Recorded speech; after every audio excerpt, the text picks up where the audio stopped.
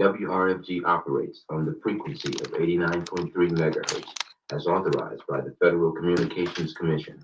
Opinions expressed on WRFG do not necessarily represent the opinions of Radio Free Georgia Broadcasting, Inc., its staff, or volunteers. This program contains language and/or information which may be strong for some listeners. Portions of this program are pre-recorded. Discretion is advised. For this program is made possible by listeners like you and the following sponsors. Wantanara Inc. presents Family and Community Day on Saturday, June 28th at Oyun Botanical Garden in East Point. The community event runs from 11 a.m. to 6 p.m. and features fresh produce, food, and vendor market, a live DJ set, yoga and meditation sessions, family games, and a live music performance by Wantanara Percussions. Activities are for all ages at 3353 Washington Road. More details at wantanara.inc on social media.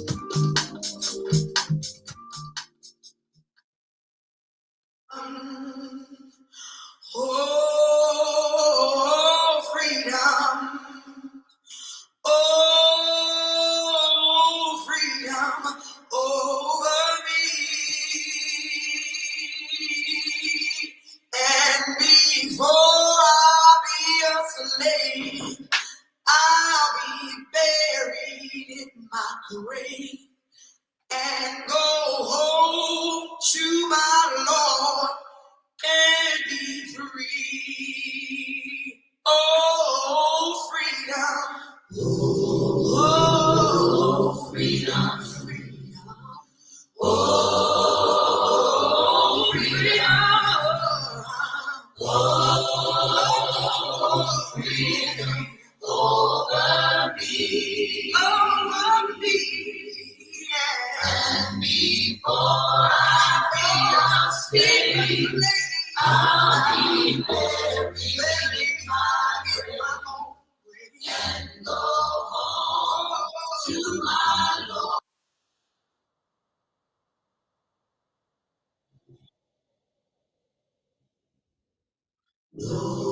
Come on,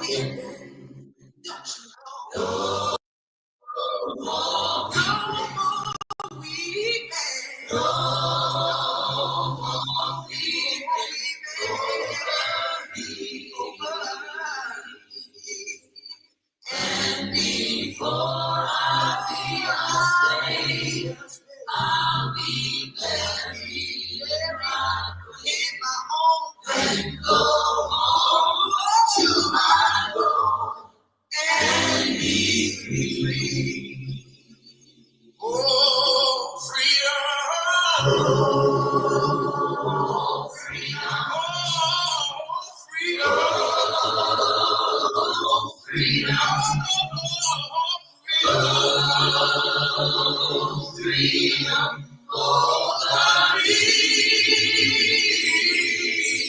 And before I be a slave, I'll be buried in my grave and go home to my Lord and be free. And before I be a slave, I'll be buried in my grave and go home to my Lord and be free.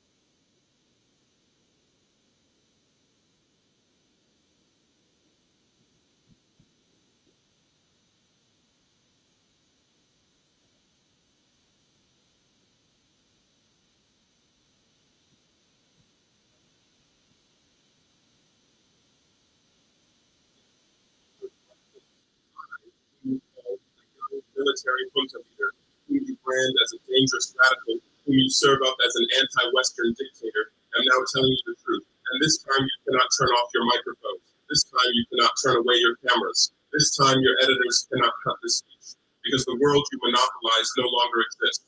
Because millions will hear these words now, without passing through your filters, without being subjected to your distortions, without being muddied by your lies. I'm 34 years old. Every day of my life, I grew up with your lies. As a child, I would watch Africa on television. Always the same images. Children with flies, dry lands, weapons, death.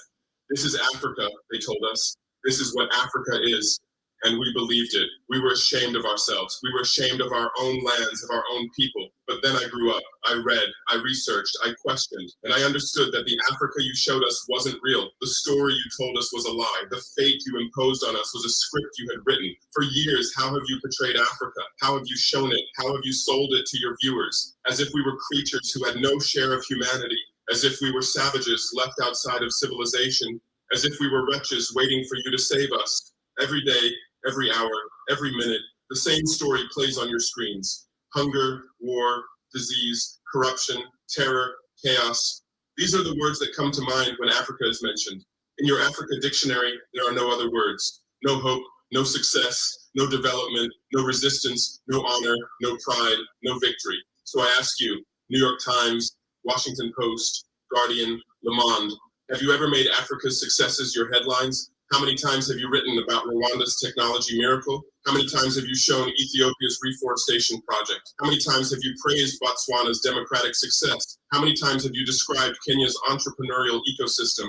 No, because these don't fit your scenario. Your Africa cannot be successful. It cannot, because then how will you legitimize your exploitation? If it's not in need of help, how will you intervene? If it's not backward, how will you look down on it? Have you ever asked yourselves, has any editor sitting at their desk, any news director in a meeting, any columnist at their keyboard ever thought, why are the people of the world's richest lands poor? Here are the numbers for you, real numbers. Africa owns 70% of the world's cobalt reserves. Your cell phone, your computer, your electric car won't work without cobalt. This cobalt comes from Congo, but Congolese can't afford cell phones. Africa owns 90% of the world's platinum reserves. Catalytic converters, electronic devices, medical implants, they all need platinum. This platinum comes from South Africa, but South Africans are crushed by unemployment. Africa provides 30% of the world's gold production. Mali, Burkina Faso, Ghana, Tanzania.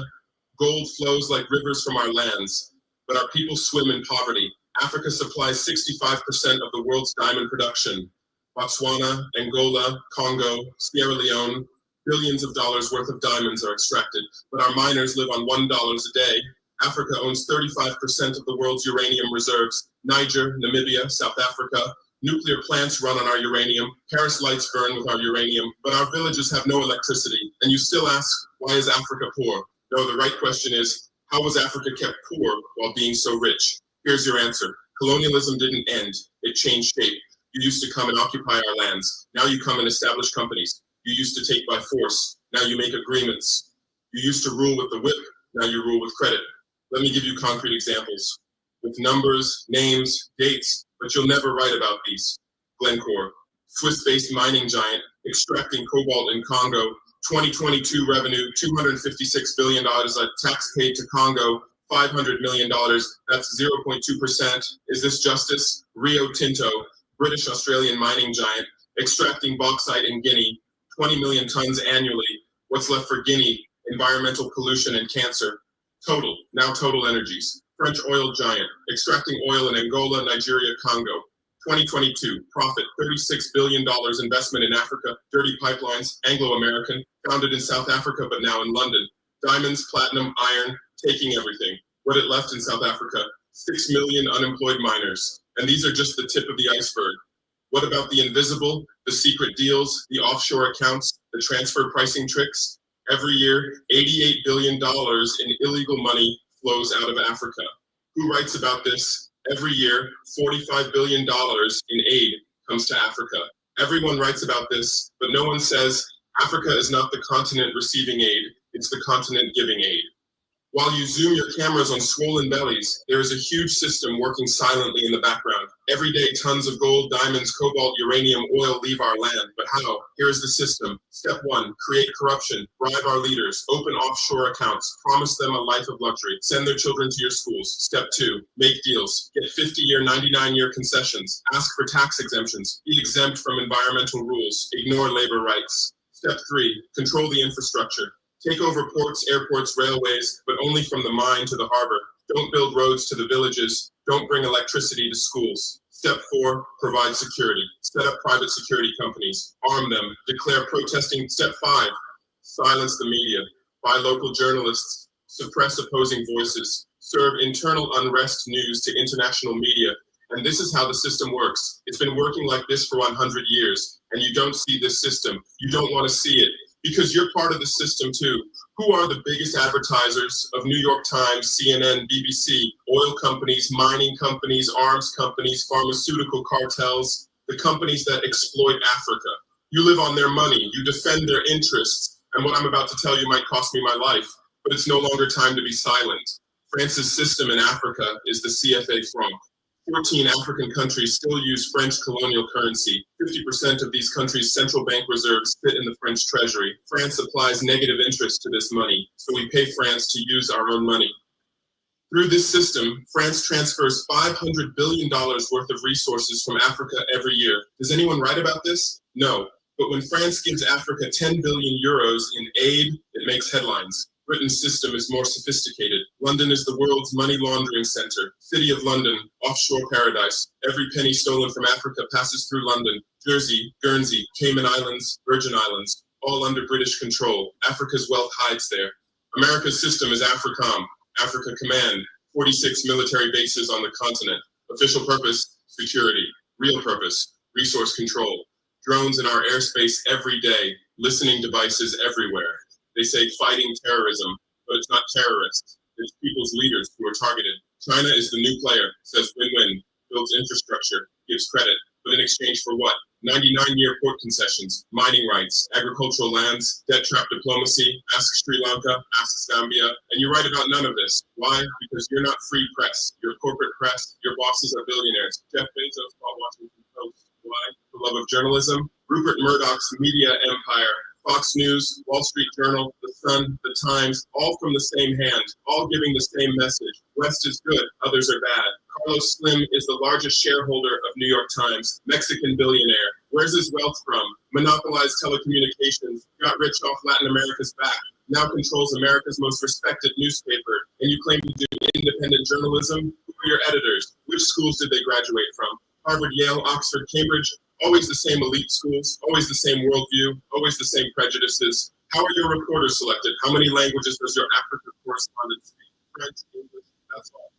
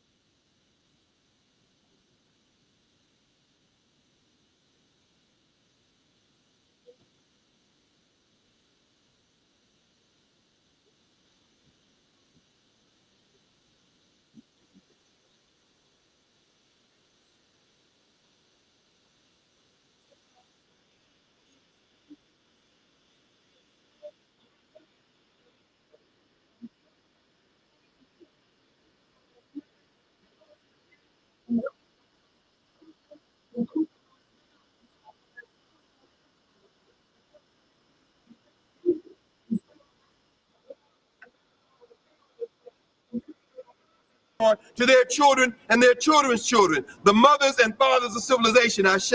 Ashe. We pour the next libation to their grandchildren, their children's children, those who raised the great early civilizations of Kemet and Kush and Monomotapa, the great medieval civilizations of Ghana and Mali and Songhai and Kanem Bornu. We pour to those who created the great civilizations of the Igbo people and the Hausa people and the Kikongo people and the Mabara people, the great Mande civilizations, the great Kikongo, the great civilizations of Southern Africa, the Bantu people, the great civilizations of Southeast Africa, the Dinka, the Shilluk, the Noor. We pour to those millions who raised the foundations from which the world would learn what it meant to be human in the world. Ashe. Ashe. We pour to their children who were upon the arrival on the shores of people they had never seen before, found themselves captured and marched overland, found themselves perishing by the millions before they were held on the holding cells and the open air pens on the coast of West, Central, Southern, and East Africa. We pour to the ancestors who did not know as they were stripped of all clothing and sent denuded into boats,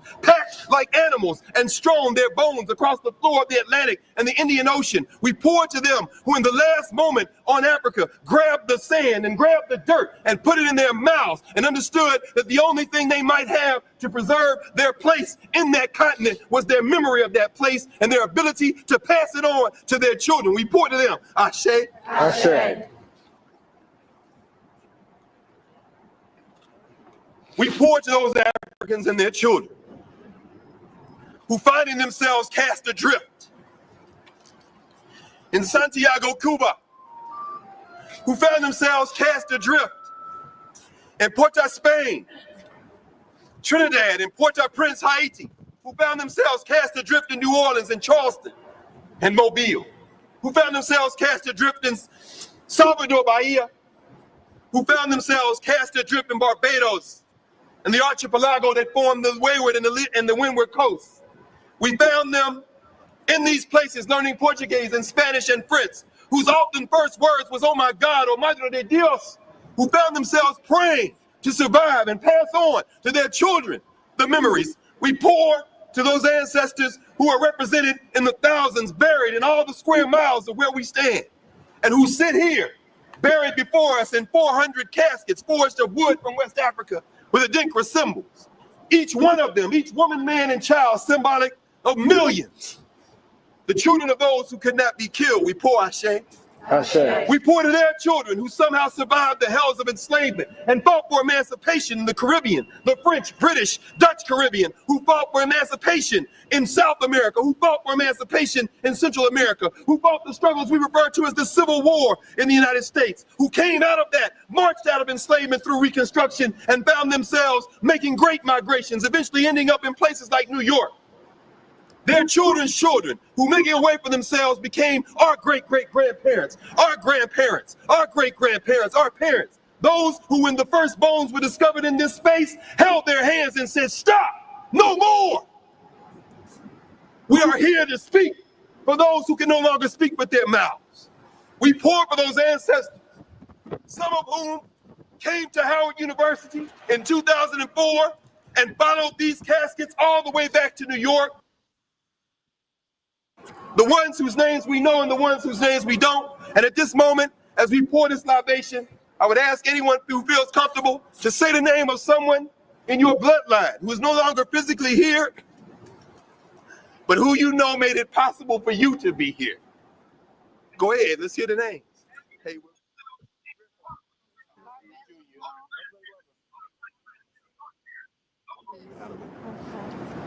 we pour to the names that we hold collectively. Ganga Zumba in Brazil, Toussaint Louverture, Jean-Jacques Dessalines, and Henri Christophe in Haiti. We pour to the great Avengers, Nanny of the Maroons of Jamaica. We pour to the great ancestors, Harriet Tubman, Sojourner Truth, Frederick Douglass. Say the names that you study. Who are the names of the ancestors that you have come to hold in your heart and your mind as you hope that you can do what they did for us, for your children and children's children? Let's say some of those famous names. Malcolm X, Lou Hamer, John Henry Clark, John G. Jackson, Jacob Carruthers. And finally, two final libations. We pour to those who make it possible for us to do what we do. We pour to these rangers who stand guardian over this sacred space.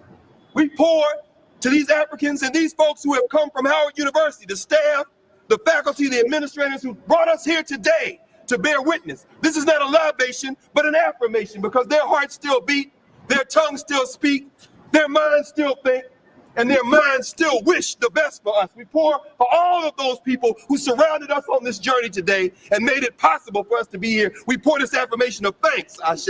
Ashe. And finally, we pour to your children's children's children who will one day stand on this stage and speak your name. Ashe. Ashe.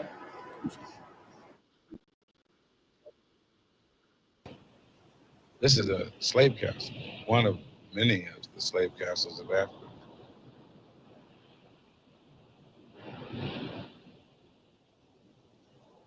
The flashbacks that I've gotten just by being right in here are really horrible things that almost had left me at one point where I felt life wasn't even worth living. I can see where a great source of my hopelessness came from.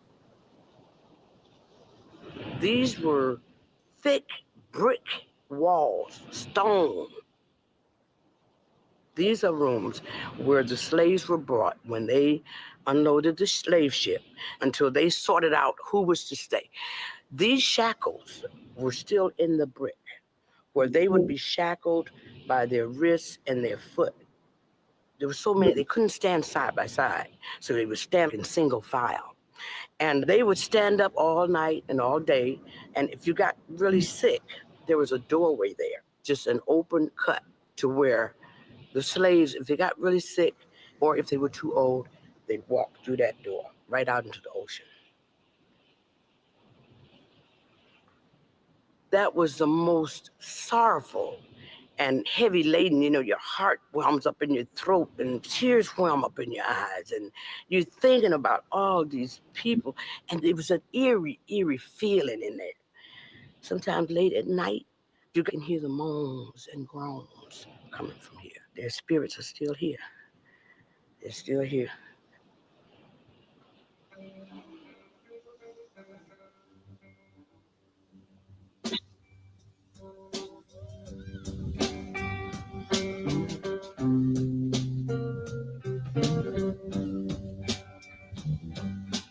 When will we be paid for the work we've done? When will we be paid for the work we've done? We have worked this country from shore to shore. Our women cooked all your food and washed all your clothes. We picked all your cotton and laid the railroad steel. Worked our hands to the bone. That's your lumber mill. I say, when will we be paid for the work we've done? When will we be paid for the work we've done? We fought in your wars in every land to keep this country free, all for women, children, and men. But anytime we ask for pay alone, that's when everything seemed to turn out wrong. We've been beat up, called names, shot down and stoned, and every time we do right. As I listened to Ralph Abernathy and his eloquent and generous introduction, and then thought about myself, I wondered who he was talking about.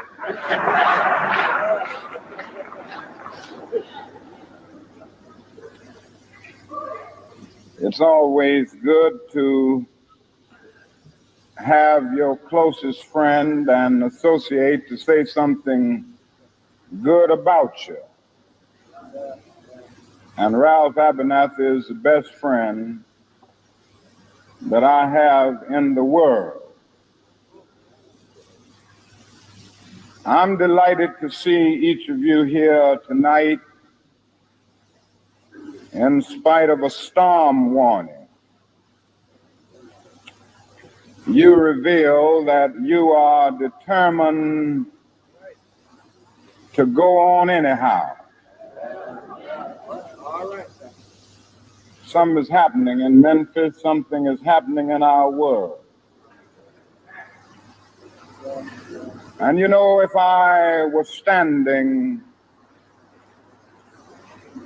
at the beginning of time with the possibility of taking a kind of general and panoramic view of the whole of human history up to now,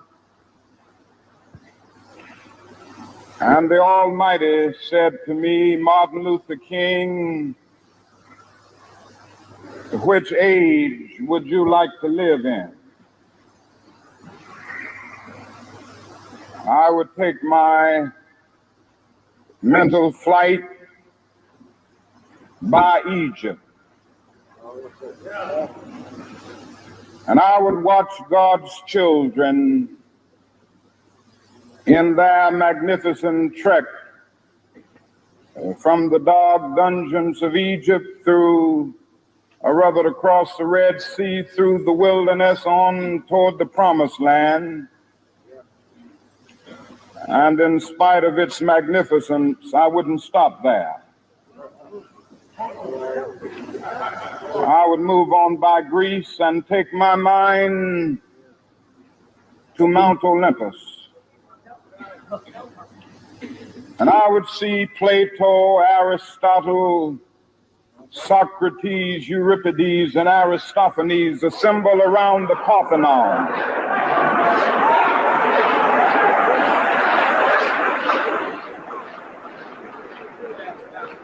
And I would watch them around the Parthenon as they discuss the great and eternal issues of reality, but I wouldn't stop there.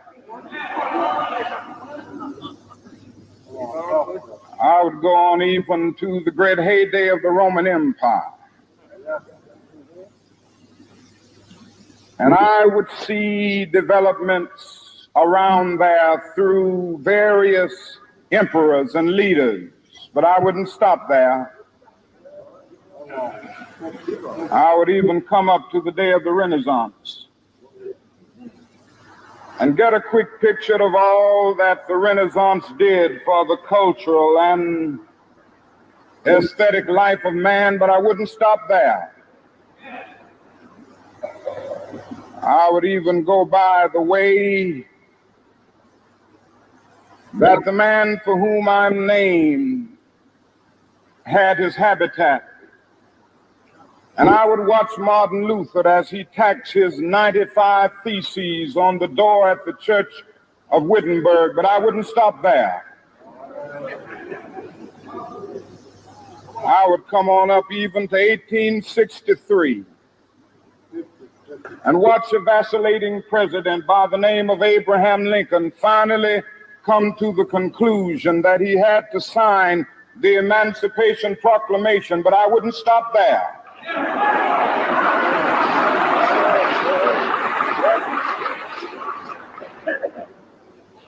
I would even come up to the early 30s and see a man grappling with the problems of the bankruptcy of his nation and come with an eloquent cry that we have nothing to fear but fear itself, but I wouldn't stop there. Strangely enough, I would turn to the Almighty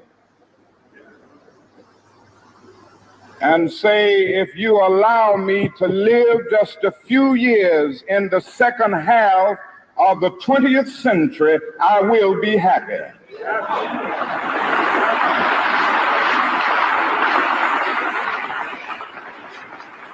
Now, that's a strange statement to make because the world is all messed up. The nation is sick. Trouble is in the land, confusion all around. That's a strange statement. But I know somehow that only when it is dark enough can you see the stars. And I see God working in this period of the 20th century in a way that men in some strange way are responding. Something is happening in our world. The masses of people are rising up, and wherever they are assembled today, whether they are in Johannesburg, South Africa, Nairobi, Kenya, Accra, Ghana, New York City, Atlanta, Georgia, Jackson, Mississippi, or Memphis, Tennessee, the cry is always the same: we want to be free.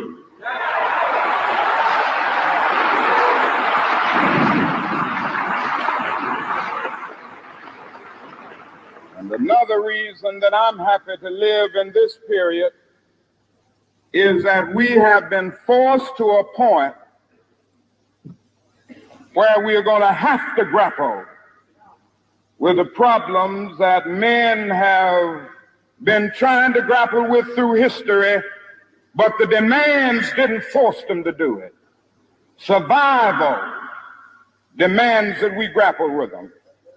Men for years now have been talking about war and peace, but now no longer can they just talk about it. It is no longer the choice between violence and non-violence in this world. It's non-violence or non-existence. That is where we are today.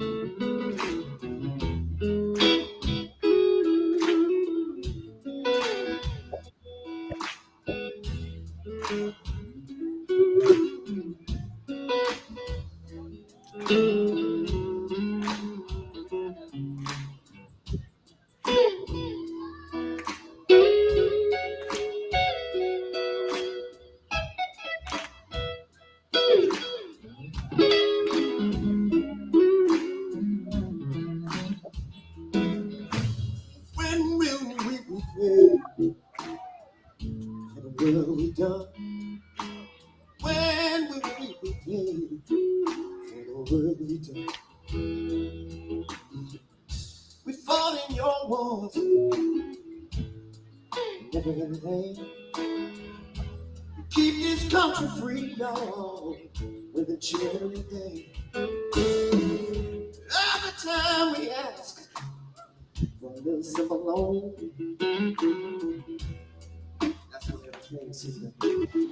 Turn up wrong, turn up wrong. Then beat up, don't beat up down the chains. Don't down the chains. Every time we try to do right now, something gonna change. Come on. When will we be paid? What will we done? When will we be paid?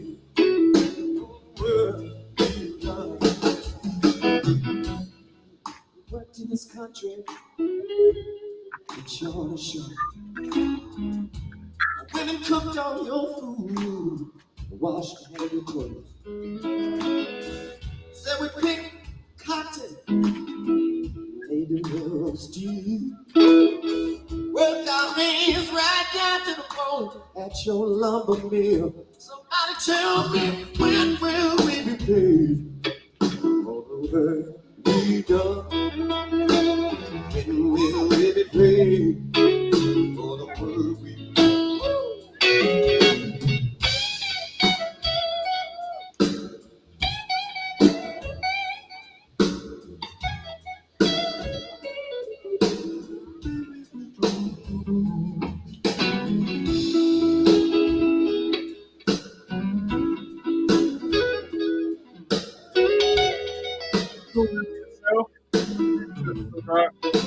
Station Progressive.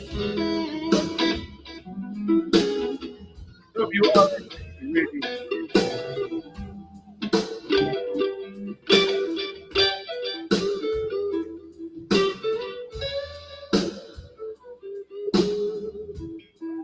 And hot as anything less than civilized, you know.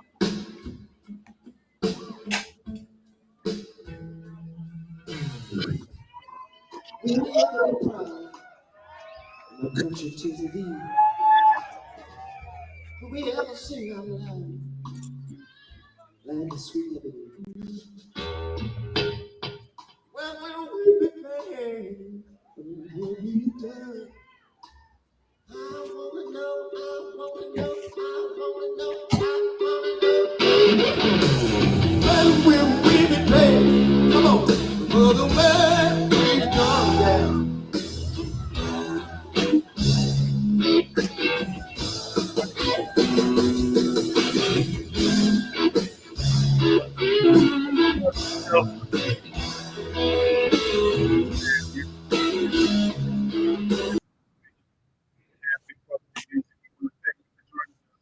This afternoon, got a special guest on the line, and there's so much been said already as a means of introduction that all I have to do, I got the easy job. I get to speak with one of my favorite people to speak with when we're talking about world events. You know, I always have a good time putting things in context.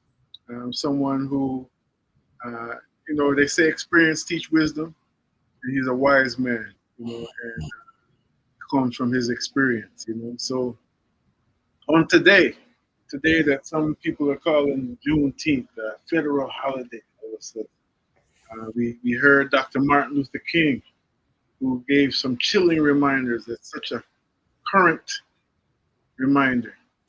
You know, it's no longer a talk of just war and peace, it's war and non-existence. And many people in the world are kind of sitting at the edge of their seats right now, considering what's going on in the world in terms of the Northeast Africa. Some people call misnomer the Middle East.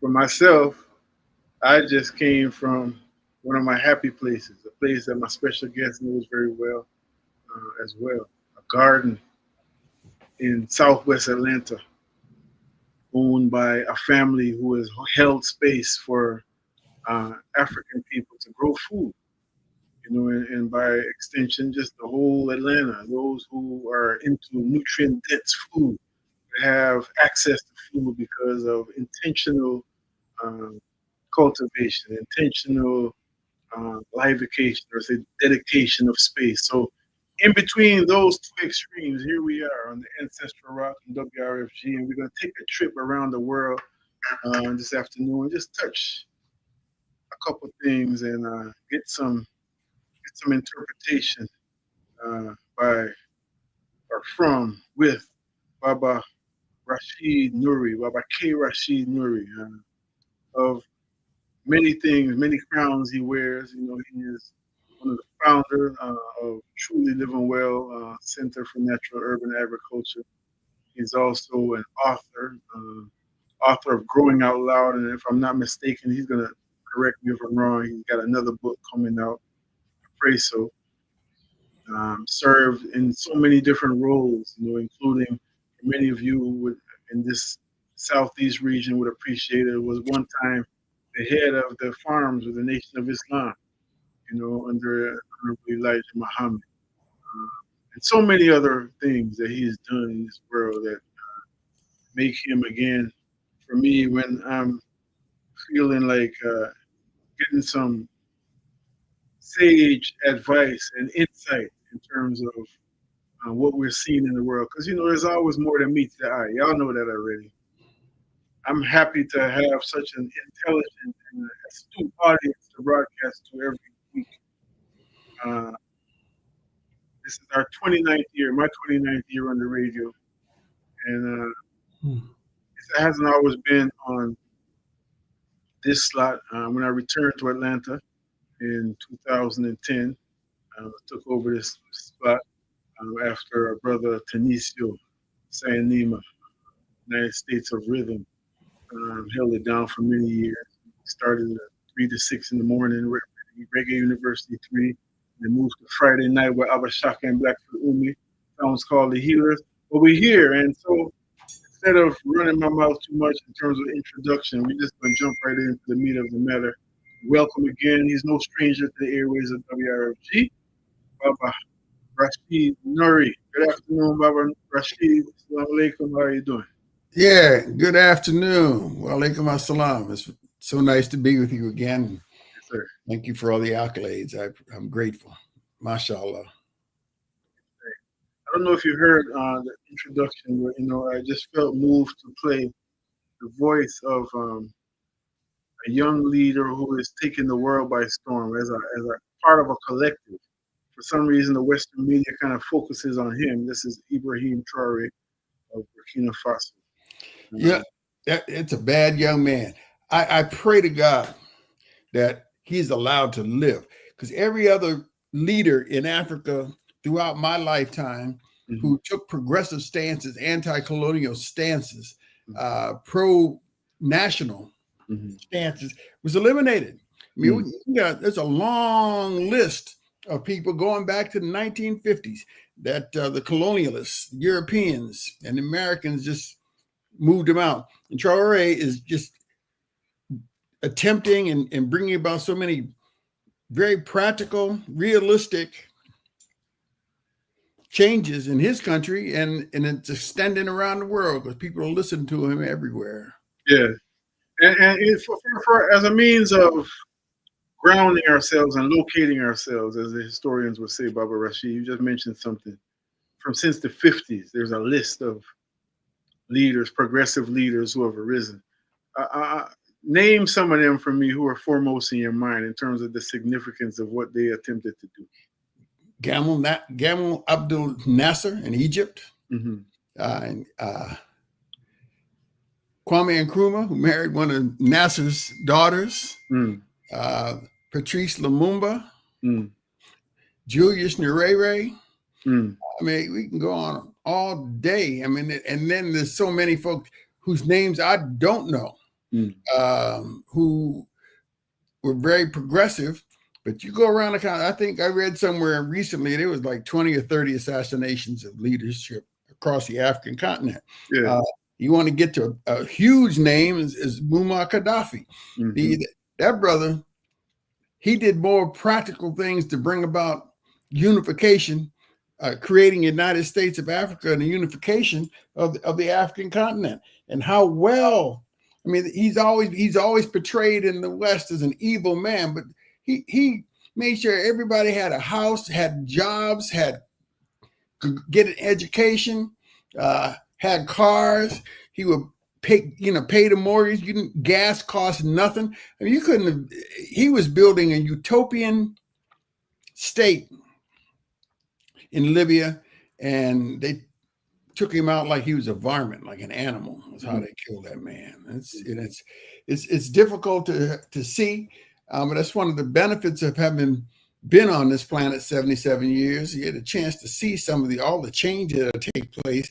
And then, to watch the young people and see the ways in which so many of our children and grandchildren are misplaced in their conceptual frameworks. And so it's necessary. Part of my responsibility as a senior, and it's so interesting. It's only recently that I've started calling myself a senior. I'm glad to hear of the progression. Well, it's always got to be growth and learning always. So how I have positioned myself is to be of service. That's my mantra, but not to impose, because it's young people's turn to rule. When I say young people, I'm talking folks 50 to 60 years old. It's their turn to rule. And it's my responsibility as a senior, as an elder, to be able to provide counsel and advice, but not to tell them what to do. Mm-hmm. So if I see somebody or an organization or people getting ready to go over the cliff, I'll go grab them and pull them back. And I think it's incumbent upon the young people, the leaders, to converse with the elders, the seniors, to get advice and counsel. I know amongst the Yoruba people in Nigeria, they have a council of elders. The king is always a younger man, and the council of elders, if the king is not doing right, they give him a poisoned egg and say, eat this, and they will do it. That's their job. If they can't pull them back, then they're going to get rid of them. But so there's a level of responsibility that always exists, and I try to hold mine as best I can. And I pray for that young man. I just went around the barn in my conversation. Traore is doing some outstanding things, and I just pray that he can live, that they don't take him out. I've been told that he has a guard around him, literally and figuratively, that's going to going to make his elimination much more difficult, because there's too many ears that are hearing him that agree with what he's doing. Yeah. So that's where the people have to protect their leadership. Yes, sir. Yes, sir. Yeah. I mean, I want to go right there, Baba Rashid, as I mentioned earlier, and we were on the phone earlier today, at a place where I'm not often shocked, but you surprised me when you said this. It wasn't a surprise having worked the land myself, but you just said about this land that I'm working at right now, Ashe Farms in Southwest Atlanta. It's known as another name, a lot of times in the agricultural community, but we just say Ashe Farm, giving credence to the family who's been holding it up all these years. I was just thinking, I know I cut you off, brother, but it's so ironic. I was just thinking about it. I was going to bring up the fact that the man's name is spelled A-S-H-E, Ashe. Yes, sir. And most often pronounced Ash, but Majumbe is an amazing brother. I'm sorry for cutting you off. No, but just saying, so my goal with this conversation is to connect the dots between what's happening at somewhere like that, which is agriculture, urban agriculture, which has the prime goal of feeding people in an urban environment, plain and simple, no frills, just feeding people, and also demonstrating. So feeding naturally, physically, and then ideologically, metaphorically feeding people, inspiring people, feeding inspiration, allowing people again to see what's possible, right? And to where you just went in terms of Traore and some of the geopolitics. I mean, I know that there's a connection, and from myself, one of the interests in drawing that connection is because sometimes, as you mentioned earlier, I forgot how the word you used, but misplaced orientations. Oftentimes when we look at the world, we're looking through very blind eyes or very, very truncated vision. We don't see the big picture. We don't even understand what the big picture is. We don't see the mycelium network, metaphorically speaking, that's happening beneath all these trees and everything, and beneath all these beings that does connect Burkina Faso and Russia and the Kremlin and Israel, the illegal Zionist state of Israel and Washington D.C. to Tuskegee in Southwest Atlanta. So that's what I love about talking with you, straight up, because of your perception of the world. You help us to connect the dots. By God's grace, mashallah. What did you think of when you were hearing Dr. King talking right now? Let's just go to Iran for a minute and then come right back to Southwest Atlanta. When he was just talking about, or let's just Northeast Africa, it's not just Iran, it's that whole region.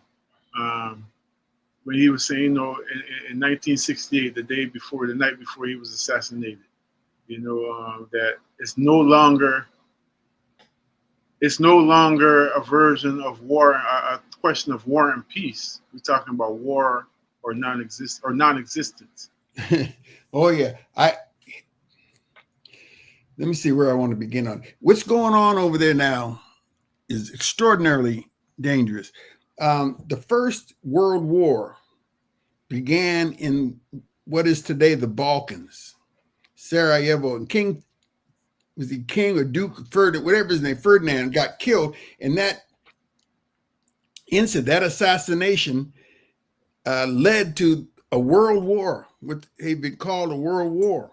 And I'm concerned that what's happening between Israel and Iran will explode into a worldwide cataclysm. So what King said, that was 1968. What is that? 55 years ago? Yes, sir.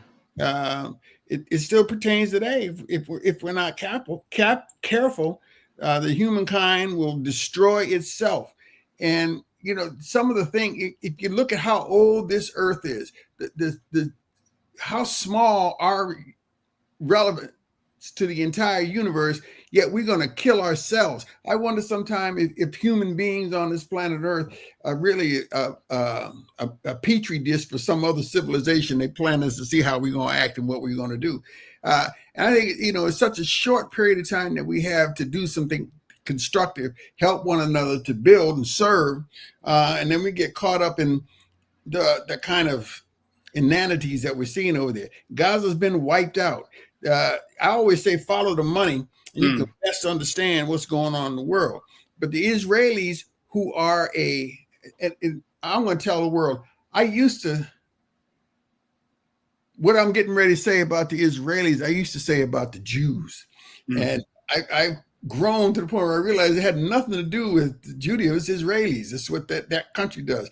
The fact that Israel is the vanguard of America. There are so many Israelis, such a small number of Jews in the world. But what they've done over there in Israel is be the vanguard for American interests, primarily that are funded by the Jewish community to a large extent.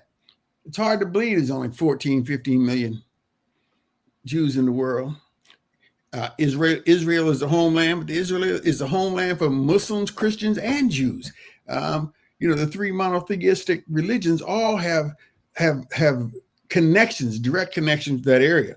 But to know that Gaza, it's a lot easier to clear land by dropping bombs than it is to put in tractors and have to push down those buildings. And they want to put in a new canal from the Mediterranean that'll allow more traffic than the Suez Canal. Because right now the Suez Canal only goes 6 hours in each direction. Okay, they're stopped. So if you're going to put your ships to get from Western Europe over to the Indian Ocean to the Middle East, it's a strategic difficulty. Unless they're going to go all the way around South Africa and then come up the other side. So to put a new canal in there and have access to the petroleum, oil, and gas that's right off the coast of Gaza in the Mediterranean is much to the benefit of the Israeli nation and Western nations. So when I say follow the money, you got to see that. So you got over there bombing every time Iran gets attacked. They say they're going to throw something back, and Israel says we're going to come in and get bigger and better and more. And it's sad. It's painful to see. But I think, folk need to be aware and cognizant of that. There are a whole lot of people in the world who live in who are following that, and they're not going to support that. If the President Trump decides to come in there with military to help Israel, that's going to have a whole lot of the world. Most of the world is not going to support that. So there could be another conflagration around the world because of what's happening from that little tiny country, Israel, and the way that they're dealing with people. So I'm asking you to maybe speculate or maybe talk about what you know for sure. There's a lot of speculation, not to be redundant, about who's the big brother, so to speak, in that relationship between the United States and Israel. You know, a lot of people say, you know, Israel dances to the tune of the United States, and a lot of people say the United States dances to the tune of Israel. What say you as it relates to specifically? I don't know of any airplanes, any warplanes that the Israeli government controls that were manufactured in Israel. Do you? I don't. Yeah, they all come out this country. The munitions for those they come out of this country. How did Israel come about? With the backing of the U.S. So to answer your question, I think the U.S., United States, is the big brother. The Israelis, in how they have approached their politics, are vicious, violent, nasty, all them kind of words.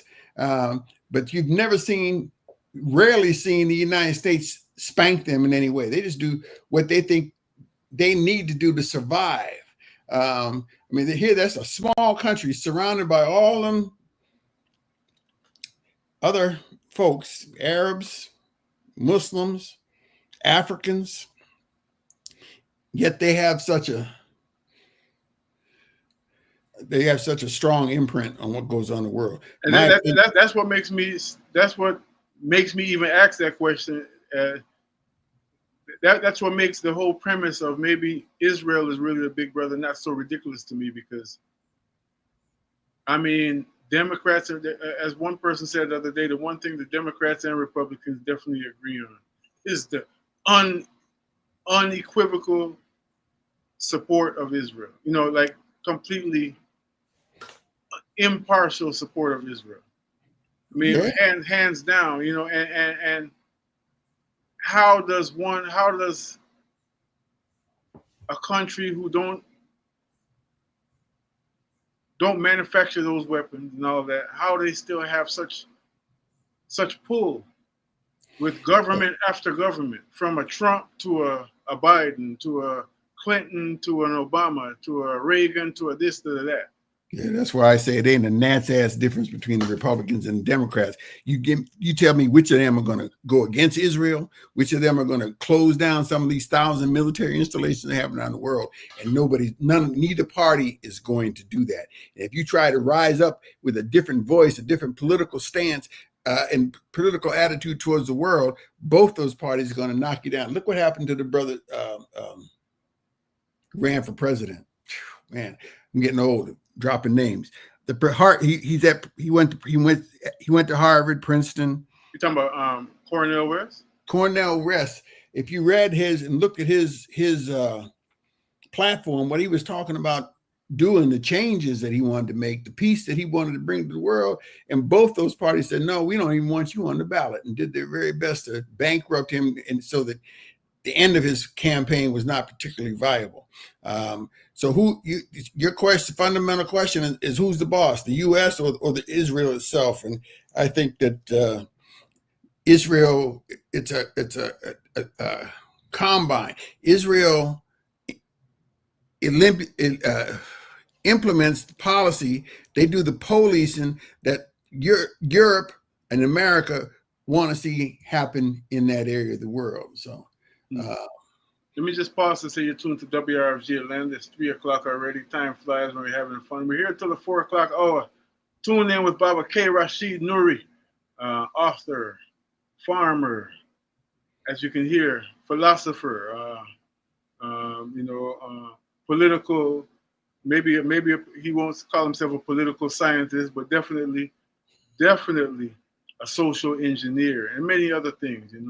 Baba Rashid is here with us, just taking a trip around the world. The backdrop, of course, is Juneteenth today, and that has many implications emotionally and otherwise for many people around the world, especially in this settler colony called the United States of America. It's now a federal holiday, and there's so much to that, you know what I mean? But regardless of where you stand in that thing, or in that whole tennis match and philosophical, ideological tennis match about whether it should be a federal holiday, et cetera, et cetera, et cetera.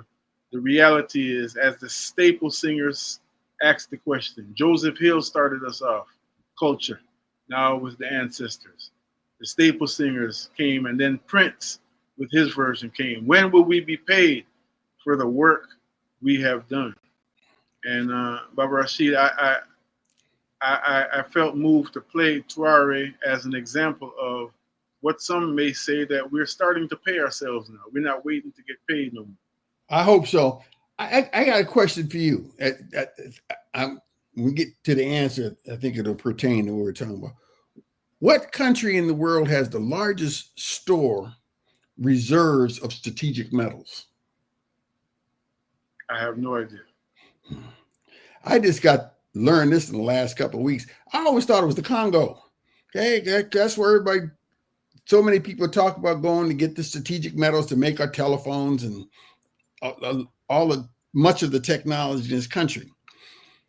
But I was told, and the research I've done says that China has the largest reserves of any country in the world. China. And that never came to mind. I never thought that at all until my homework. That's interesting. That's very interesting because, I mean, it would explain a lot if true, and it makes me scratch my head as well if true, because if you follow the colonial model, you wonder why China is a neo-colonialist now. I mean, one of the chief neo-colonialists now. I mean, manifest in the Caribbean, manifest in Africa. They're everywhere. Man, as you indicated, I lived overseas for many years and traveled a lot of the world. There is no place, and when I go to a country, I don't like getting stuck in the big cities or the capitals and just, that's all. I'm so happy that my work, agriculture, has taken me out into the rural areas so I can see what these countries look like. Asia, Africa. There's no place on this planet that I've ever been I could not get a Chinese meal. No place. Okay.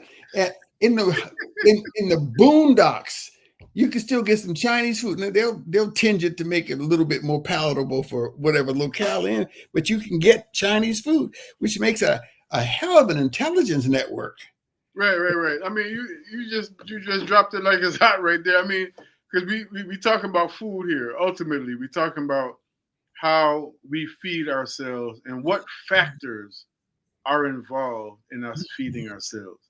I mean, just taking a cue from what you just said there, because we could go down a couple rabbit holes with that, but I want to stay focused in terms of that's funny. Somebody said to me one time, if you think that Western imperialism was bad, wait till you see Eastern imperialism. Well, and I remember this was said to me 20 years ago, and it sent chills through me. And we're seeing it. We're not enough is spoken about, even in terms of what some of the macro and micro aggressions that happen every day on the African continent from the hands of Chinese people. Yeah, they're everywhere. They are everywhere buying up. They own a good portion of this country. Who's the largest owner of the national debt? The U.S. has a current account national debt of $36.4 trillion. I don't know if people really understand what that means. Just write that number out and look how many zeros there are. That's a huge number. And that's only current account, how much you have to pay today to keep going. Deficit. But if you accrue that number, and what do I mean by accrual? Those of us who collect Social Security, it's promised us for our lifetime. Now they can tell you how much the Social Security bill is today, but how is that? What is the total number that is due to the American people over long term? And it's 5 times that 36 trillion. American debt will never be paid. And you know who owns the greatest portion of that? The largest percentage? The Chinese. Chinese, I know that for sure. Yeah, the Chinese own the largest, and that money is never going to be paid. How are they going to get it? Well, my concern is for my grandchildren's grandchildren, what kind of world they're going to live in. This country, as an empire, rose so quickly, and thermodynamics, physics say what goes up fast is going to come down fast. And this country is in that decline. What that's going to look like 3 or 4 generations after us, I have no idea. It's unlikely I'll be here to see it, but it's still a concern. And I think part of my concern is what my seed, what my children are going to suffer through. Okay? But I cannot, in all honesty or integrity, root for America to survive all that. Right, and that's real. And I wonder, do you think it's actually going to take 3 or 4 generations for us to see the depravity of that decline, like the manifestation of that?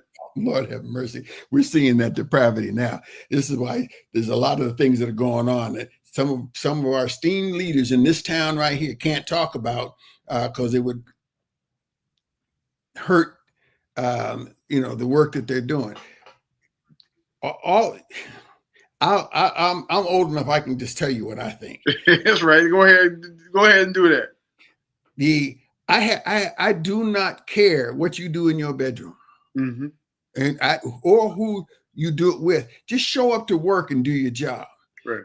But I also know that so many of the great societies that have been, particularly here in the West, have disintegrated when the men start sleeping with the men and the women sleep with the women. Okay. I mean, I can go to the list: Sodom and Gomorrah, Greece, Rome. Just look at it. And now don't misunderstand. That is not the cause of the decay of those civilizations, but it sure is a marker along the way. And that's what's happening here in this country. The debates that are going on, people are man. You know what I'm talking about, Kofi. And I find that very distressing. And it's just an indicator of what's the decline that this society is undergoing. Okay. I feel you. So yeah, I hear you. I hear you clearly, and it's often in many circles seen as an indication of the rise or the progressive that's the word trajectory of a society.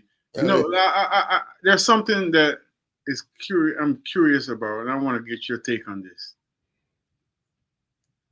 Russia. Let's go back to Burkina Faso as an example, and United States of America. Some political pundits say that Trump is in Putin's pocket.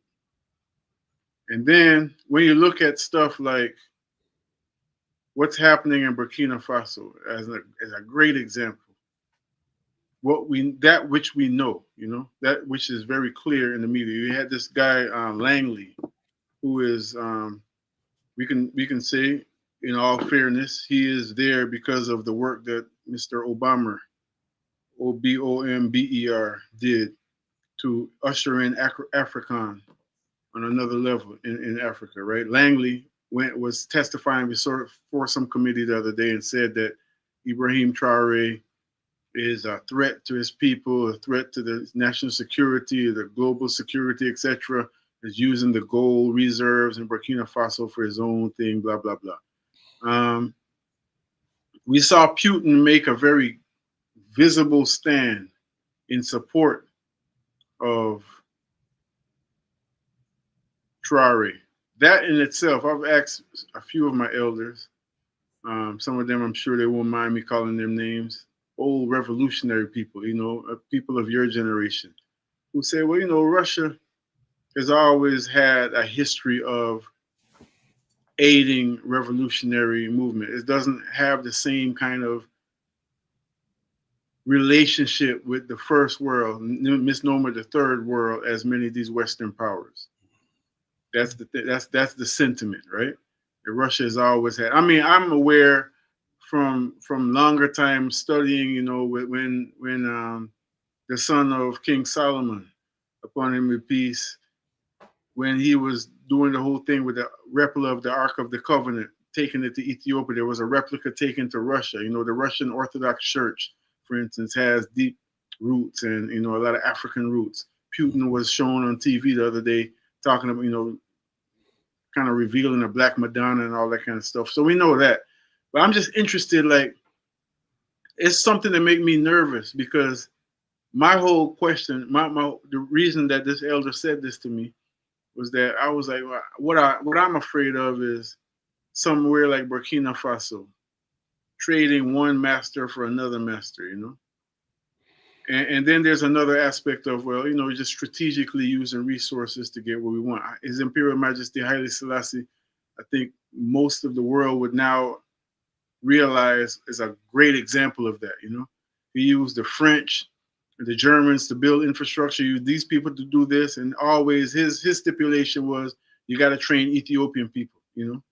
So he used people that were good at what they did, you know? I'm gonna land soon with this question. I know it's a long question, but I'm just concerned about that, and it's interesting to me because oftentimes it looked like Putin and Trump, as it relates to a huge part of the world, almost playing this good cop, bad cop. So if it's true that Trump is in Putin's pocket, then what does that mean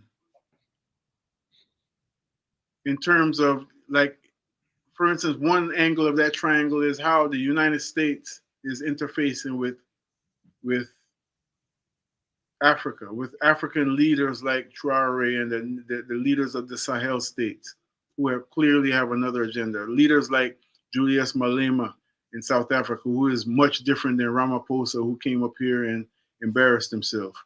You know what I'm saying? It just seemed like it's just something there that just doesn't fit comfortably with me. I don't know if you feel where I'm getting at, but I do.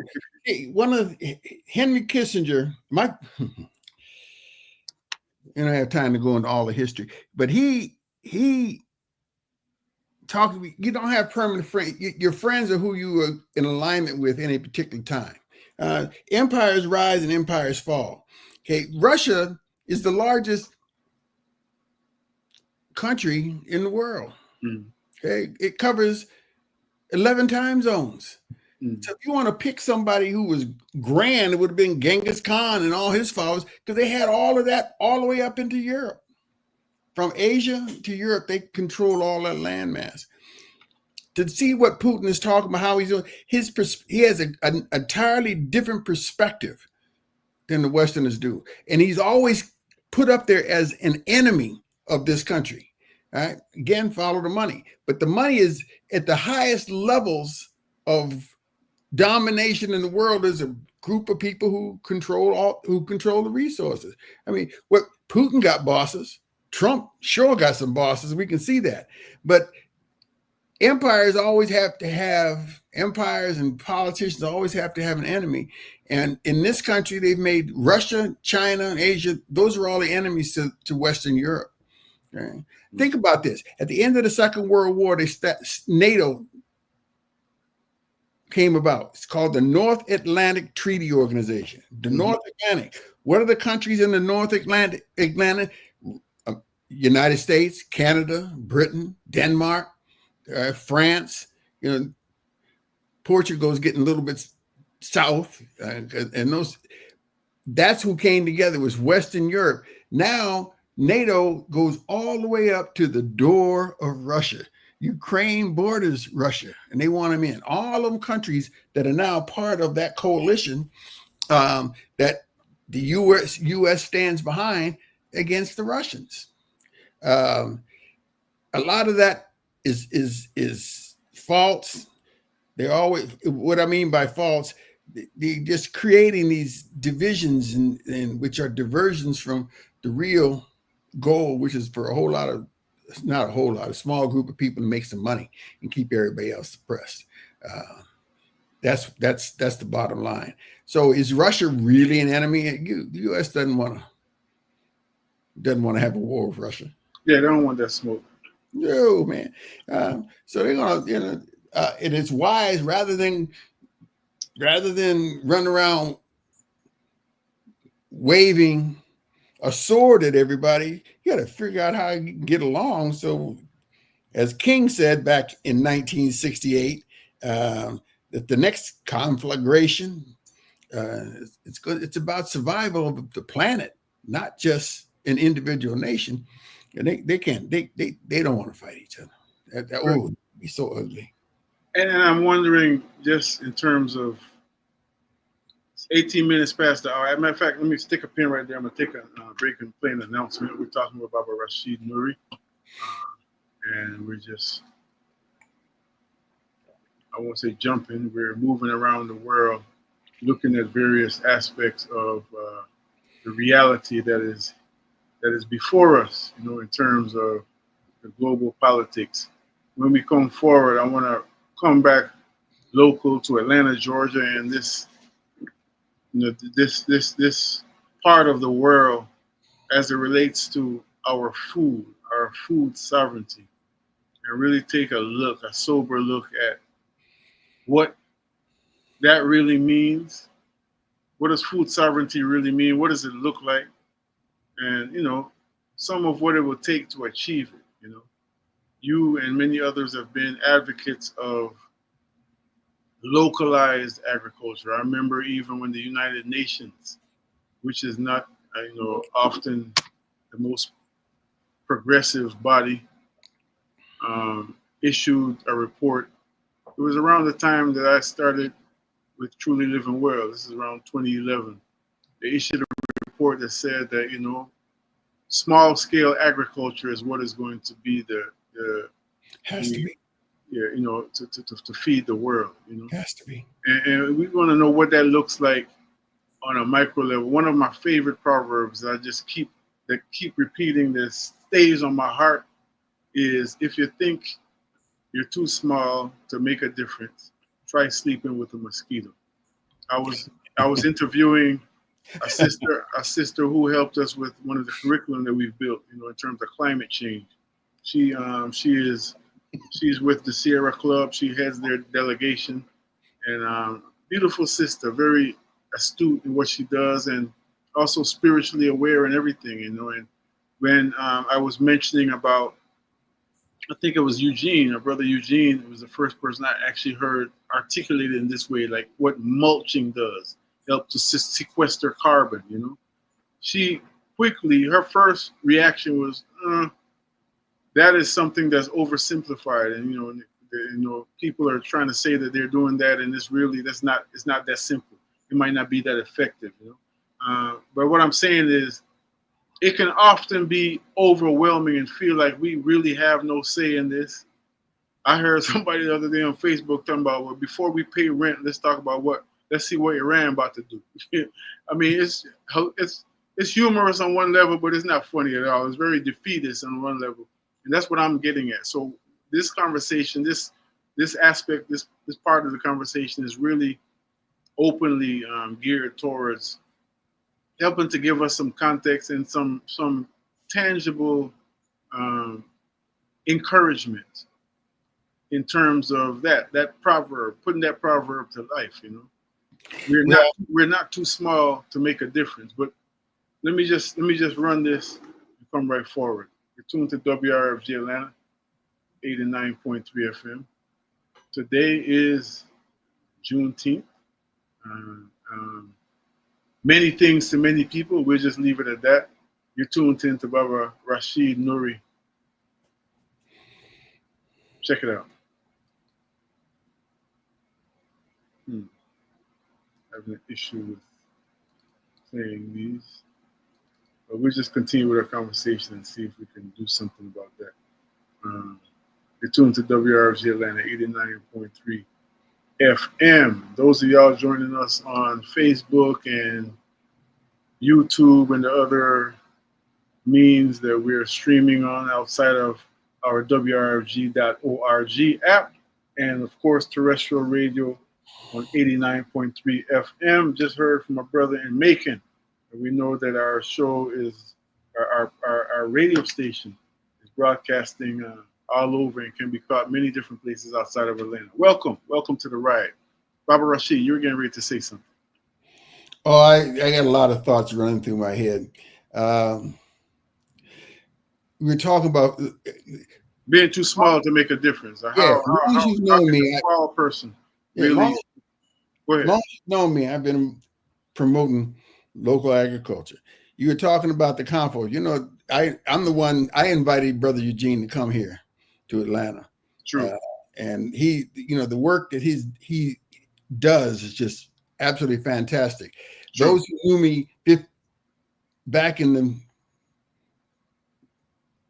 06, 07, 08, 09, my theme was compost, compost, compost. I still believe you can't have too much compost. If you look out in the, I live in the woods out here in East Point. Okay, and I got all these magnificent trees that drop their leaves on the ground, break down, and then these trees continue to grow. So that sister, whoever that sister was that said that compost don't work, she's not looking outside her window and see how these trees are growing.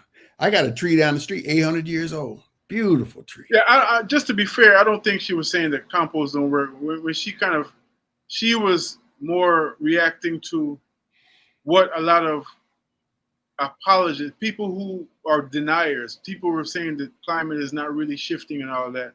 They try to throw out these words and saying, "Oh no, there's nothing that's to think about because we're sequestering all this carbon." So it's more like, it's more from that perspective. From that perspective, it's not that simple. Okay, but but we have to look at the unit as a whole. And what the scientists do is break it down to individual parts and think that some of the parts is going to be greater than the whole. It can't be. That's just not scientific. Okay, I got a sister friend in Ghana. Name is Renee Neblett. She has a Kokrobite Institute that she's. Oh, I could talk about her. I met her in the winter of 1966. She's from Boston, and where I was born also.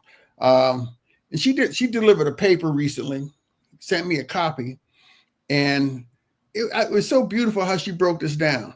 And it's a summary, or just my words. You know, as you drive around here in Atlanta, you see all these new apartment buildings that are going up. They look like prisons to me. And the people be up in there, up in the air, and not even know who their neighbor is. Not even know who lives across the hall from them because they don't talk. They're not communing with one another. But in most places in the world, particularly in the rural areas, people live in communities. They'll have a small house, but they got to come out to a communal area where they're able to interact with people on a day-to-day basis. Okay, as contrasted and compared with so many of the cities, particularly here in the West, where there's no connection whatsoever between your neighbors who are right next door. So where the community farming, urban agriculture comes in is people, if you come out of your house and able to get your food across the street or just down the street, you're going to interact with the people with whom you live, who are in your community. There'll be an opportunity to talk about the problems in the community, an opportunity to solve those problems. All the farms, all the places that you and I work together, we had people of all nationalities, ethnicities, colors come out there. And I never had a fight on any of the sites that Truly Living Well had. And people got along. Because the most common denominator of all people on this planet is you got to eat. Even if you're a breatharian, at some point you're going to come down, you got to eat some food. And if we're collectively growing our food, if we're growing our food in the same spot, okay, in the same area, if you got a problem with your food, I'm going to have a problem with my food. So therefore, me and you going to come together and we're going to work this out so that we can take care of our families, take care of ourselves. So I think that urban agriculture is important. I'd rather than stand around and talk bad about what other people are doing, I'd rather talk to you about what's right. In fact, one of your teachings, I heard you say this so many times. You take a clear glass of water and a dirty glass of water and put them right next to each other. The difference is very clear. The dirty glass. The dirty glass condemns itself when you put a clear glass next to it. There's no need to condemn it. There you go. So I wonder though. So let me put it to you in this way. I want to just press that a little bit just to get your feedback. It's some would say there's prominent people. One of them, I'm not going to call his name right now. He's passed away. A great nutritionist and everything. That growing food in the urban atmosphere is fooling yourself because of all the environmental toxin you putting yourself. It's like eating cancer. What you say to that? That's not much, because it don't make no sense to me. Just leave it alone. That don't make no sense at all. Growing food in urban, you're helping to clean the air. You're helping to keep people's insides clean, okay? And you're building. There's a spiritual aspect to that development that can only lead to improvement in the human condition, not detriment. And all those folks. Here's a good way of looking at it. You get all these urban planners, developers say they're looking for the highest and best use of a piece of property. Mm-hmm. Okay. And they don't include food. How are you going to say that growing food is a detriment to the highest and best use? The question is how they're going to make their money. And I think that's the way I look at it. There's certain things that we need to do, that we ought to do, that we should do, and then that is indicated by what's out there around us, that are being ignored, and thus the civilization as it stands is in shambles. Right? Here's another one, Baba Rashid. I'm throwing these out to you, and because these are conversations I have every day. I just want to get your feedback on it. Yeah, it's good to focus on urban agriculture and localized agriculture. However, if the unspeakable happens, let's just say scenario that's developing right now in Northeast Africa, Iran and Zionist Israel, etc. All that food is gone in one night when people get hungry. So what we really need to be focusing on instead, and that's the key word, is mass production. We need to be controlling our land and doing what Big Ag does, but doing it for our benefit instead of. What you say to that? Big Ag gonna get shut down real quicker than me. That's for sure. I just last 3 weeks going in Whole Food. I have never until the last 3 weeks seen the shelves empty in Whole Foods. Whether it's any department, the produce department, the meat department, eggs, the dairy, what's on the shelf, they keep their stores full. I know the brother who runs the Region Plus stores over in England, in London. So I called him and asked him, what's going on? They got one major distributor. And I just had this conversation today. As soon as I get off, I got some stuff to read. They got one major distributor who has not been able to get the food despite being Whole Foods being a part of Amazon, that they have one major distributor who has not been able to get food on the shelves. Even the home brand, that 365 brand, they use that company to distribute the food. Okay? That's going to change.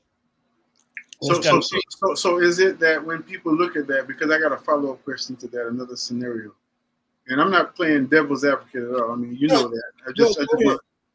I'm just saying, like, is it just a matter of perspective? Because when people see that shutting down, to some people, that's evidence that we just doomed. We might as well just eat, drink, and marry, and for tomorrow we shall die.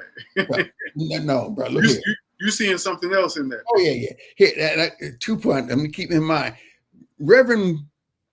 Oh man, that's one of the things about old. I just dropped names. This brother called me up and telling me, and I happen to agree with this. He is so ecstatic with the job that Trump is doing. Mm-hmm.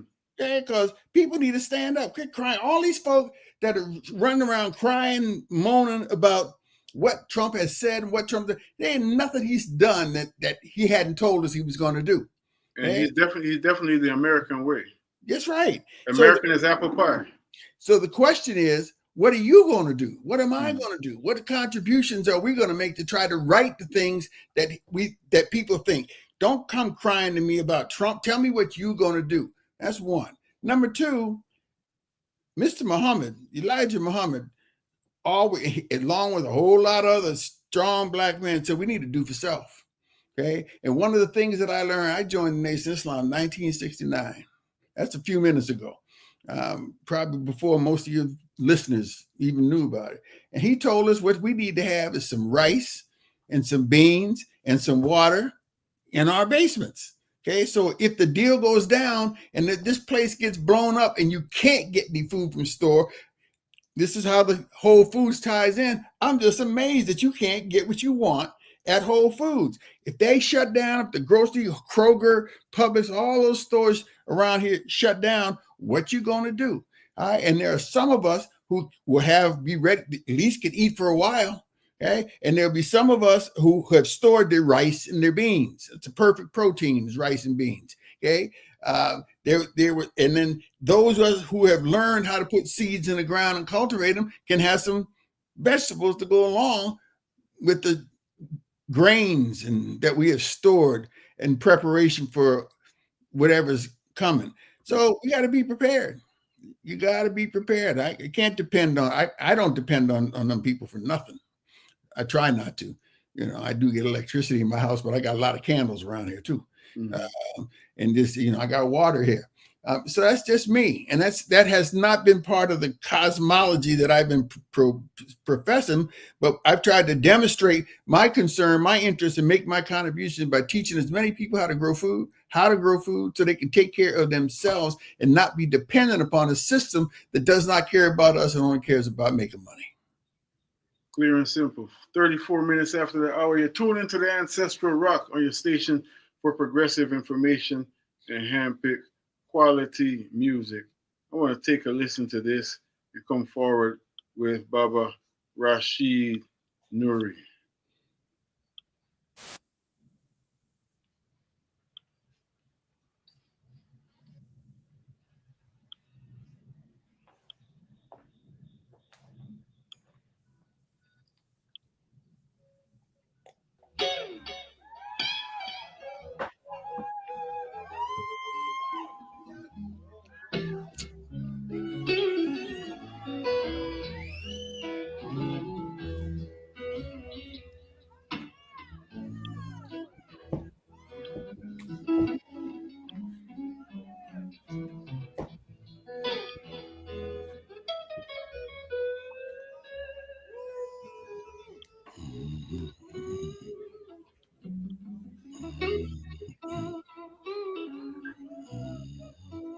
The practice, there really cannot be any separation except the initial conceptual separation of these two ideas.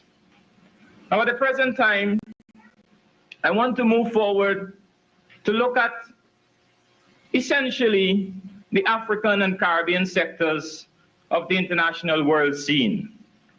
Those two areas will interest directly a large proportion of people who are here this evening, and indirectly, presumably, it interests everyone who's here. And what we need to try and find is an overview which is an accurate, or at least an approximate overview of our time.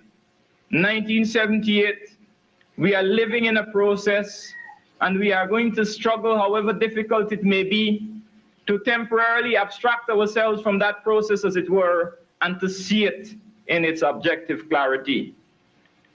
We live, and inevitably when we live in a social situation, it is often difficult to do that abstraction.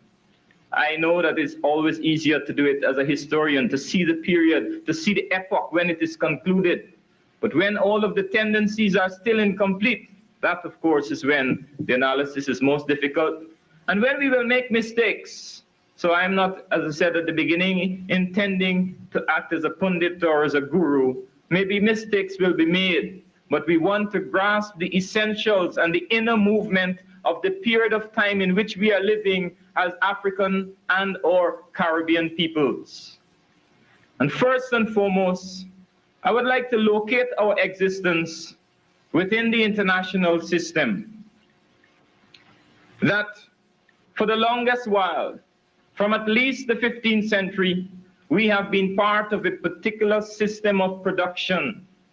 Our labor, our land, and our resources have been integrated into that particular system. That system has determined whether or not land has been a commodity in our society, whether or not labor has been a commodity. It has even determined that we ourselves have been commodities and have been sold as slaves. It is a system which at some time says, you are a colony, you are to be ruled by a white administration. And then when the contradictions reverse that process and we move towards independence, the system has had a number of new answers. And we want to deal with the new answers after a very brief evaluation of where this African and Caribbean world has reached. Because we have reached a point more or less of national independence. It is true, and it must be acknowledged, that the national independence movement of the Third World and of Africa and the Caribbean in particular has come almost to its conclusion. We see only the very last phases of that movement in Southern Africa today. And we ought to recognize the historical weight of that movement. It is not to be treated lightly. There was a time not so long ago in our lifetime when the continent of Africa and the area of the Caribbean was colonized, a specific political conjuncture, and one which many people expected to last at least until the end of this century, if not until the end of the next. There was a period not so long ago, at the end of the Second World War, when it was not considered even sane to conceptualize a free Africa or a free Caribbean. When Winston Churchill said that there would be no dissolution of the British Empire except over his dead body, he was making a statement on behalf of a ruling class. He was expressing a perception that they did not see freedom, even in the limited sense of political independence, for African peoples at home in Africa and in the Caribbean. And there had to be a counter vision to the vision of the ruling class, a counter vision which was perhaps best and most ably represented in the activity and the thought of Kwame Nkrumah. And out of that vision and out of the activity of African peoples, they swept away the whole superstructure of colonial rule. Let us not for a moment underestimate the revolutionary significance, the way in which the map of the world was transformed by the initiative having been seized by African people, by the people of the Caribbean. In our own instance in the Caribbean, come the Second World War, we were seemingly in the doldrums. There was a period when the British metropolitan government had more or less abandoned the Caribbean, had said the British West Indies had become a backwater, were prepared to trade the Caribbean off to the Americans for whatever they could get during the Second World War. And yet our people forcibly reminded them of our existence and said, never mind whatever tatters you have left after centuries of exploitation, we still demand that basic right of autonomy and self-expression. So we won in spite of the odds. That is one aspect of the dialectic. We put it aside and we see that there is another aspect, that one does not sit back and assume that this national independence per se, in and of itself, means that either the day-to-day social life of the African and Caribbean peoples has improved, or that they have assumed any greater control over their production, over their culture, over their future. This assumption would be false. We have to be, in a way, having accepted the validity and vitality of the revolutionary nationalist movement, we now have to become self-critical of that movement and to see its basic shortcomings. the movement produced African rulers. Someone was telling me not long ago about a rather crude, racist joke which is popular in Zambia. But in spite of its crudity, it makes a certain point. And what it does is it simulates a conversation between a white who is an engineer in Zambia, because the Zambians have a lot of white engineers, South Africans. So this South Africana white engineer in Zambia supposedly goes home to the Republic of South Africa and meets Vorster, the former prime minister, who was his boyhood friend. They hadn't seen each other for a long time, and he didn't know what Vorster was doing, so they were exchanging information. And he says, well, I'm an engineer, and Vorster says, well, since you went away, I became prime minister of South Africa. And he says, oh, where I come from, that's a black man's job.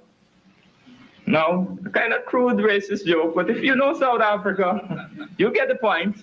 If you know South Africa. So it's a black man's job nowadays, prime ministerships. We have a lot of black prime ministers. The Washington Post was describing what's his official position, the deputy prime minister of Guyana, as a large black man. So we have black men of all shapes and sizes who are prime ministers. And in a certain sense, that doesn't carry us very far. We want to see what substantial changes, if any, what movement is taking place within the African and Caribbean world today with respect to its location to the same international system into which we know that we have been located. And one has to be quite sobering in this, because looking at it realistically, there is not a lot to shout about. There is not a lot to celebrate. The role of Africa and the Caribbean in the international system has been becoming more and more marginalized, more and more peripheral. In fact, frankly regressive. There is nothing to shout about, nothing to celebrate. We were integrated into the world system in a peripheral and dependent position. But over and above that, the changes of recent times, changes of technology, changes of the forms of capital accumulation, and changes in the manner in which capital subjugates both the domestic economy in Europe and America, as well as the broader international economy. These changes have conduced to making Africa and the Caribbean more marginal. Take, for example, our share in international trade. It continues to decline. We command year by year a smaller proportion of the gross trade as conducted between nations. While 89.3 FM. I'm just going to pause it there. That's the voice of Dr. Walter Rodney. He was martyred 45 years ago, June the 13th. He wrote one of the most important books. I don't know, I'm sure you've spoken about it, how Europe underdeveloped Africa. And yes. Coming out of he mentioned one of my mentors, heroes, was Kwame Nkrumah. Yes. And if we understand, they wouldn't talk about Africa. So many Western scholars talk about Africa as being undeveloped, okay? Not understanding that it was Europe who when we had control of our own land, that brother took 1,500 camels on through the desert, laden with gold, and took them to Mecca from Timbuktu. Flattened a few economies on his way. I saw a short the other day I like it very much. Too many of us look at our progress from being enslaved people. Okay, so now if you come from being a slave to living in a concrete cinder block house, you say, "Oh, look how far I've come." Well, that's nonsense. We ruled the world. We ruled. Okay. Right. So that's the standard, not right. And that's one of the reasons why I felt compelled to play that. I just followed my spirit, and I realized that's from a lecture called "Crisis in the Periphery." That was given in 1978. I'm sure that if we're going to look at this from the perspective of measuring our trajectory, as you said earlier, and I would repeat in another way, you don't really, even as a teacher myself, I realized that you can have two students, one who was completely illiterate when they came into your class, and the other one was reading above grade level. You don't look at those students in terms of if both of them pass the test and if both of them are now reading a certain kind of book. You don't judge progress and how you've been effective as a teacher from just that data alone. You look at, okay, well, where did they come from? So from that perspective, I want to ask you, because Uncle Walter was talking about 1978. In many ways, many people would argue in terms of the consciousness or lack thereof of, or let's just say the misguided consciousness, because consciousness don't necessarily mean progressiveness. It just means whatever you focus on, right? Of Caribbean and African leaders that he might as well be speaking in 2025. And then we have a lot going on that is giving us a ray of hope. What do you say, generally speaking? Have we made progress from that time? And I appreciate what you just shared, because it's kind of like you already answered the question in a certain sense. He's like, well, if we coming from the glory, don't look at the fact that now we coming from a shack to a doggone concrete house as progress, because we used to be Mansa Musa and Makeda, the Queen of Saba, etc., etc. So if that's your answer, we can move on. I mean, because you kind of answered the question already. But that's it. We in this country, I personally don't think we certainly have not progressed anywhere near. I said it. You're right. You're right. We'll just leave that alone then. Yeah. Based on the fact we have a few minutes left with Baba Rashid Nuri, you tune into the Ancestral Rock on your station for progressive information and handpicked quality music. I would add one thing. In a lot of ways, we're going backward too. That part. Yeah. That part. That part. And what I'm interested in is how we can put them brakes on. What are the things as it relates to food?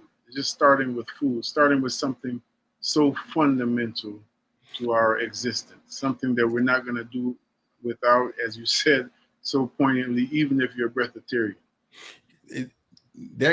I've always loved the way you talk about the dirty glass and clean glass. Okay. And the clean, and I'd rather not, I have not spent much of my life talking about how negative white folks have been to us. I'm going to talk about what do we need to do to build. This is what I learned that, as I said, I come out the Nation of Islam. Yeah. We have to do for self. We have to build. It doesn't make any, you rarely see me out at a protesting somebody's business over there with Monsanto. I'm not going to go on the corner and protest who's Monsanto. They're the ones that put so much of the chemicals into the soil and killing the soil and the life that's in the soil and growing this food, non-nutritious food. But rather than protesting Monsanto, I'd rather be over in the garden growing food, teaching people how to grow food so we can do for self. Does that make sense? It makes perfect sense. Perfect sense. So I would like you mentioned Kwame Nkrumah, and there's so many different places we can go. I feel compelled to ask you to give us a 3-minute drill, looking at the time, 3 to 4 minutes as we wrap up. Make Kwame Nkrumah relevant for 2025, for our people, for our reality. Yeah, I'm pointing right over here is my collection of Nkrumah's writings. And you go through them books, and I'm underlining everything. And he was such an important teacher to me, a mentor. He was the leader of the first sub-Saharan African nation to rid itself of colonialism. Okay, become an independent nation. But one of the next books he wrote, which was so important, was called Neocolonialism, the last stage of imperialism. So although his Ghana, the Gold Coast, was no longer a colony of England, it was a neo-colony. Take a deep breath. It was a neo-colony. And a neo-colony is defined as a place you may not have foreign rulers sitting in the seats of power, but it's their money. It's the control of the economy. It's where those resources. It makes no sense for Ghana, producing the finest cocoa in the world, sending it to Europe to be processed, and you're going to come back and get a candy bar. No.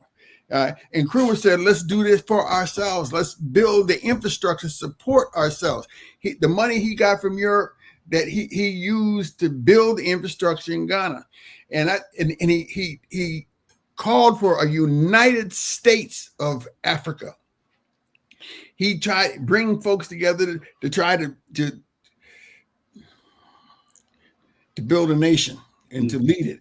And they chased him out of there real quick. I just give you that's a minute and a half, Kofi. We could spend a whole hour just talking about Nkrumah. Yeah, I want to make an appointment to do that. I remember when we see each other in the street or whatever, so-called cross paths. I remember a nudge you gave me. It was like an invitation to talk more about that book. And I want to take you up on that and maybe have some public discourse about it. You're more than welcome. All of my children have their first names, just like mine. I'm K. Rashid. All my children have a first name, and their first name is the day name from Ghana, right? From the Khan people primarily. Not the Khan people. Yeah, that's a Khan. Yeah, it's all one umbrella. There's a whole lot of language groups underneath that. But because of how he inspired me back my first child was born in 1970, and he has his first name Sunday, Kwesi. And so that far back, the influence on my thought process. So Nkrumah was a great man. Give thanks.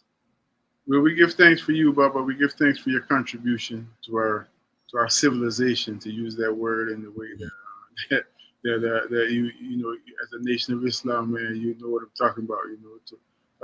In the true essence of that word, we give thanks for your contribution to our society. Yeah, it's by God's grace, Kofi. I pray I have a few more years left, like your daddy. I mean, it's amazing to watch your father, the times I've been in his presence and see him. And he sits there real quiet until you ask him a question.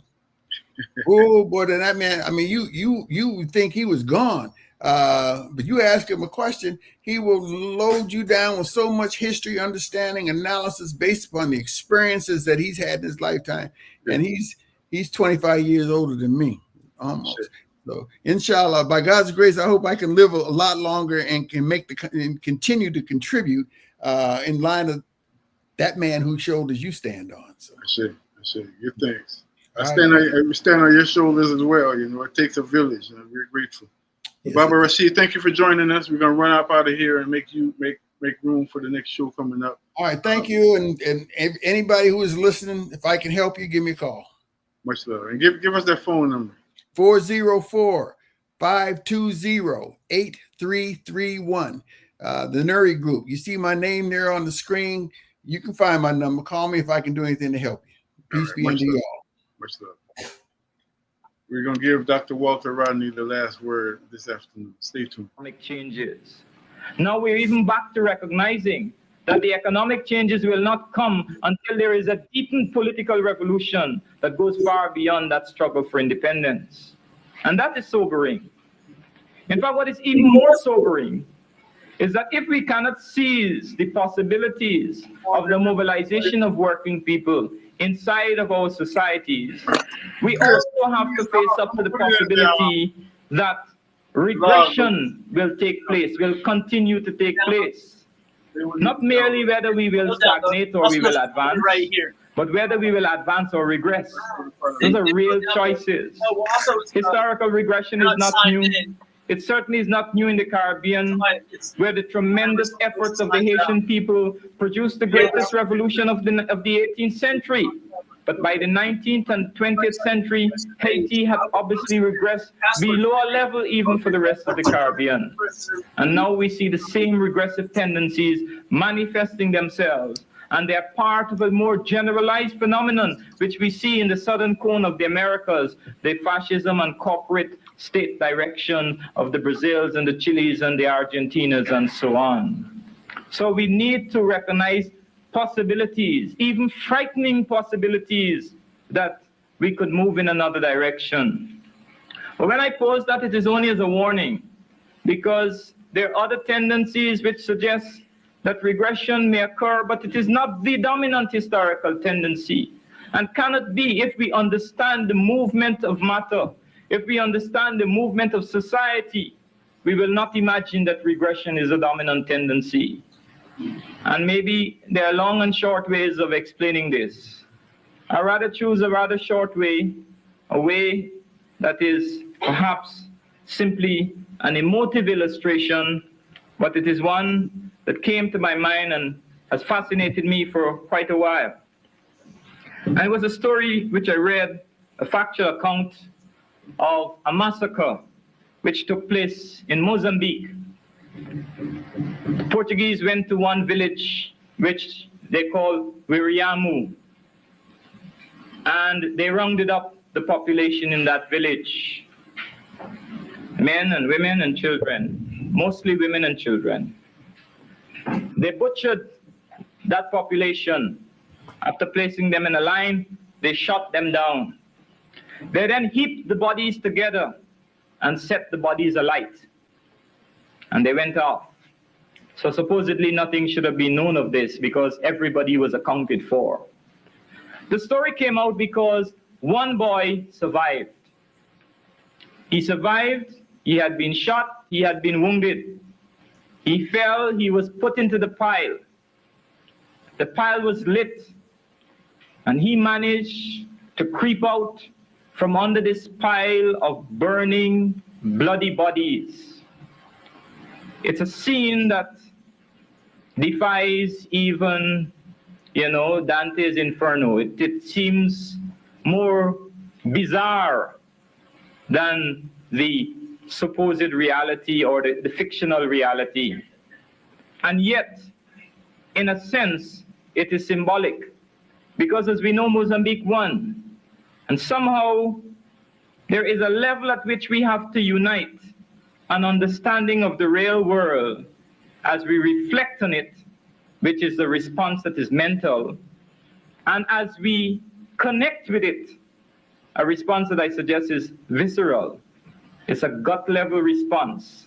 Now, at the gut-level response, that boy climbing out of that pile of burning, decaying bodies was a symbol of the possibilities that are inherent in human society, and certainly possibilities that are more than inherent in our society, not because of any racial mystique, but because of the dialectic itself, which has heaped upon us certain forms of exploitation and oppression, so that the act of survival requires an even greater act of affirmation. Thank you very much for listening.